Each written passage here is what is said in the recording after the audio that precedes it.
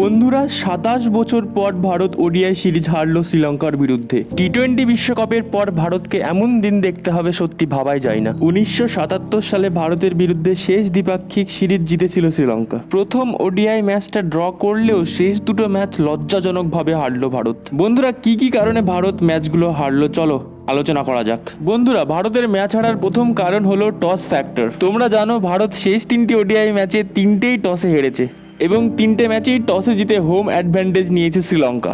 এছাড়াও শ্রীলঙ্কা যেহেতু স্পিন বোলিংয়ে বেশি শক্তিশালী, তার জন্য তারা সেই রকম পিচ বানিয়ে হোম অ্যাডভান্টেজ নিয়েছে। ভারত এই 3টি ওডিআই ম্যাচে স্পিন বোলিংয়ের বিরুদ্ধে সেভাবে দাঁড়াতেই পারলো না। এটা বলাই যায় ভারত স্পিন বোলিংয়ের বিরুদ্ধে হেরেছে। থার্ড ওডিআই ম্যাচে শ্রীলঙ্কা ভারতের বিরুদ্ধে 50 ওভার শেষে 248 রান করেন 7 উইকেটের বিনিময়ে। এখানে রিয়ান পরাগ ব্যাটিংয়ে ব্যর্থ হলেও বোলিংয়ে 3টি উইকেট নিয়ে দুরন্ত ফর্ম দেখিয়েছে। জবাবে ভারত ব্যাট করতে এসে এমন ভাবে মুখ থুবড়ে পড়বে কেউ আশাটাও করে। ভারত মাত্র 138 রানের মধ্যেই অল উইকেট হয়ে যায়। এই ম্যাচে ওয়াল্লালাগে 5টি উইকেট তুলে নিয়েছেন। এছাড়াও মহেশ থেকসানা ও জেফ্রি ভ্যান্ড্রেস 2টো করে উইকেট পেয়েছেন। এই ম্যাচে বলা যায় রোহিত শর্মা ছাড়া সবাই ব্যর্থ। এই ম্যাচ শেষে রোহিত শর্মা বলেন, আমরা সিরিজ হেরেছি বলে সবকিছু হারিয়ে ফেলেছি, এটা ভাবা ভুল।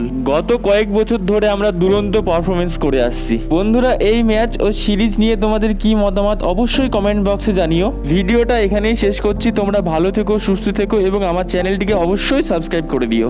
ধন্যবাদ।